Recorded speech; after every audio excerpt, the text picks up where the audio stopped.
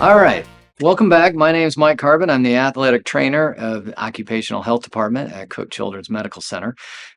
Some of the other videos that you've seen have been a combination of dynamic and static stretching, where we did a lot of movement-based stuff and some stretch and hold.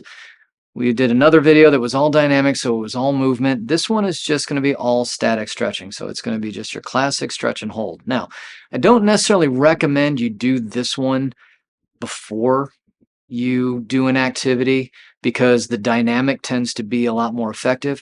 But sometimes you come in, you're a little tired, you're a little sore. Maybe you just got done working out before your shift and you just want some just regular stretching exercises without any more movement to it. Or maybe it's the middle of your shift, you're at lunch and you want to stretch out a little bit. Or it's the end of your shift before you go home. So that's what this is designed for. So it's all just going to be stretch and hold, 5 to 10 second holds on each one, and then we'll move on to the next one. Only take it to the point where you feel a stretch, maybe a little discomfort, but no actual pain.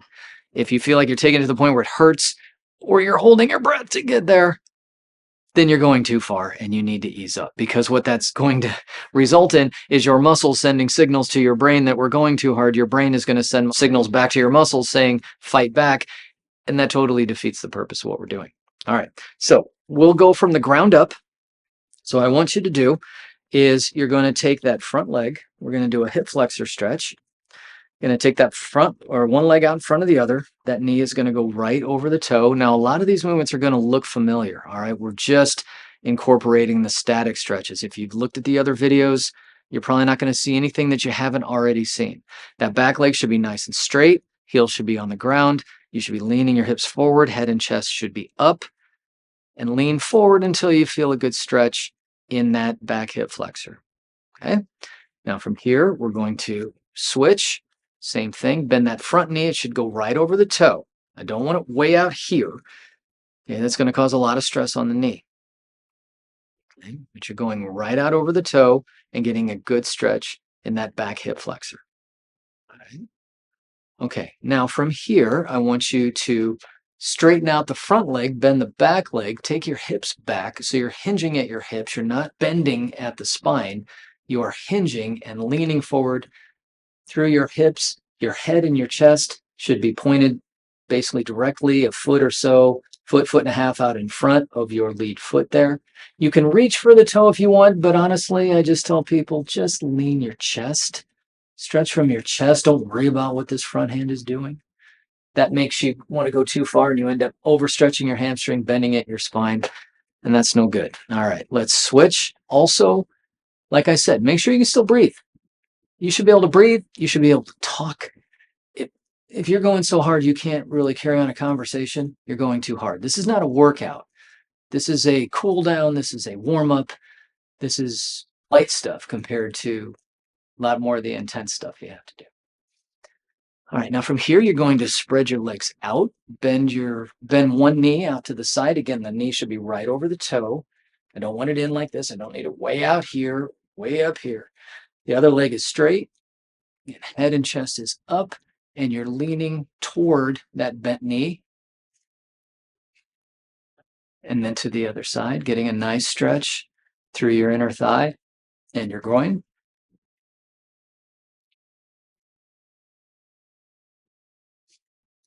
Okay, very good. Now we're going to move on to a quadricep stretch. It's a little tricky. You'll need something to hold on to, probably, unless you have really good balance, which I tend not to most times. We're going to stretch the quadricep. That's going to involve trying to grab the front part of your leg. If you can't get the front part of your leg, see if you can grab your pant leg. Or if you have a chair or a table that you can put behind you, you can get your foot up on that and you can just rest it there if you don't want to keep your hand on your leg. Okay, the key here is you're going to bend your knee until you get a good stretch right through the front of your leg. You want to keep the knee down. You don't want to way out here. I don't want you way out here like this doing it. That can work, but it puts a lot of pressure on your hip. It's not good. Try to keep that knee down close to the opposite thigh. All right. Again, 8 to 10 seconds. If you want to go a little more, if you want to take a little further, 15 to 20 seconds and do that on your own, that's fine. Okay. And again, there's no law that says you have to do all of these stretches that I'm doing here. If you're like, He's moving on to something else, and I'm not worried about that. I really like this stretch. I really want to stretch my quadriceps and my hamstrings out. You can spend a little more time doing those. That's fine. Okay. All right, good. Now bring that down. All right, another good way to stretch your hamstrings. We already did this one where one leg was out in front, but another good way to stretch your hamstrings if you want to spend a little more time with those, because sometimes people get really tight back there. But you can do both at the same time. Keep your legs straight, or at least relatively straight. Gently run your hands, slide your hands down your legs towards your feet. Again, I don't need you way down here. If you can do that without a whole lot of strain, fine. Most times it's better just to stay here. That way you keep your back nice and flat. You lean down with your chest, just like with the single leg stretch. You can take both hands over to one side. Take a good breath in and out. Other side, or if you want to just stay here and hold this leg for a while, okay, just don't go to the point where it hurts. And then back to the middle. If you want to stay there for 20, 30 seconds at a time, that's fine too. All right, now bring your feet a little closer together. Put your hands on your knees. You're going to round your back up. And then bring it down. As the back comes down, the head goes up. And then as the back comes back up, the head goes down. So this one, I do want you bending at the spine, but you're not staying here very long. But the reality is we do bend over through the back. Always perfect with our body mechanics. Life just doesn't allow it most times. Or sometimes we just forget. And so in that case, I want you to have that mobility to be able to do that. Plus, this is just, for most people, it just feels really good. Okay, I'll come all the way back up. All right. Now from here, what I want you to do is take your hands, clasp them together behind you. And if you've watched the other videos, this should look very familiar. Squeeze your shoulder blades together. Keep your shoulders down. Open up your shoulders. Open up your chest. Okay. Bring one ear over toward that shoulder. Get a good stretch on the opposite side of your neck. And to the other side.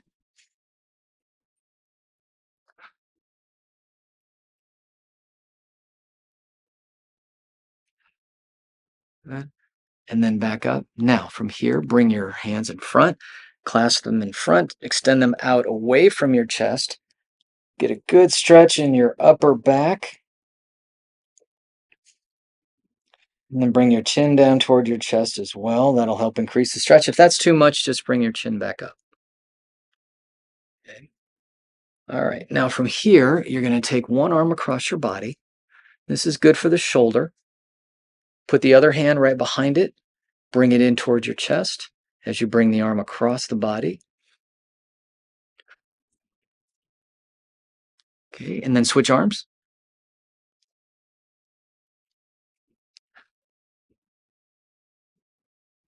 Okay. Now from here, grab one wrist with your opposite hand and bring it across out away from you. This gets more back between the spine and the shoulder blade. So in that scapular thoracic area. So it's a little different than the one we just did. Can stretch out the back of that shoulder as well, but this one you'll feel probably more around the shoulder blade. Good. Now from here, you're going to take one arm up over your head, bend your elbow, see if you can pat yourself on the upper part of the back.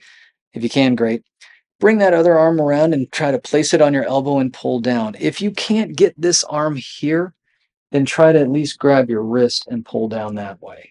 And then get it just a little bit of a lean away. Gives a nice stretch through the tricep, through the lats, the teres, side by the ribs.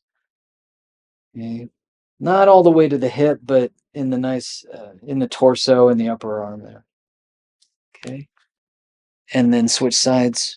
And if you can get the elbow, great. If not, grab the wrist and try to pull down. The wrist is a little bit tougher because that's going to force you to bend that elbow more, and maybe you don't really want that. So if you can do the elbow, try to pull from the elbow. And a little bit of a lean to the side. All right, and before we do anything else up there, let's get our wrists and forearms. Bring one arm out, put the other hand on the back of that first hand, gently pushing down, getting a good stretch through this back part of the forearm. And then switch and place that hand in the palm and pull back so we get the other side of the forearm. It's good if you keep the arm straight out. You'll feel more stretch, a little more tension. But again, if that's too much, you can bend that elbow. You can still get a decent stretch. If you need to ease up on that a little bit, it's fine. Whatever you can do. Again, stretching, as I said, should not be a no pain, no gain thing. It should be something you feel. But the way I describe it is go ahead and put it in your palm and pull back. It should be something that you feel like you can just hang out with for a while. You feel it, but it's nothing that you're like, okay, I got to get out of this in a few seconds. If that's the way you're feeling, then you're going too hard. All right. Okay, good. Now let's take one arm up and over to the side, and let's take that foot, if you can, and cross over, and then take that same side hip and drive it in the opposite direction. So you're getting a crescent shape all the way up through here, getting a nice stretch down through your side into your hip,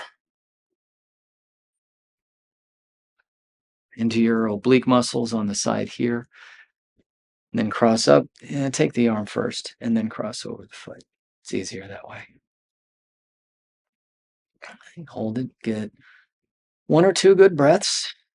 Usually get you to about 8 or 10 seconds. Okay. And then down. Or if you don't want to do it one arm at a time, you want to do both arms at a time, you can do it this way. Okay, you don't necessarily have to do both. It's a little bit overkill, but if you like this stretch and you want to do it a couple more times, spend a little more time in this area, that's fine. Again, you can do it with one arm up, one arm down, or with both arms up. Basically does the same thing. And then finish it, the hands going straight up, pressing into the ceiling. Let's take one more breath. And bring it down. Roll it out, shake it out. And that's it. Have a good shift. Have a good night.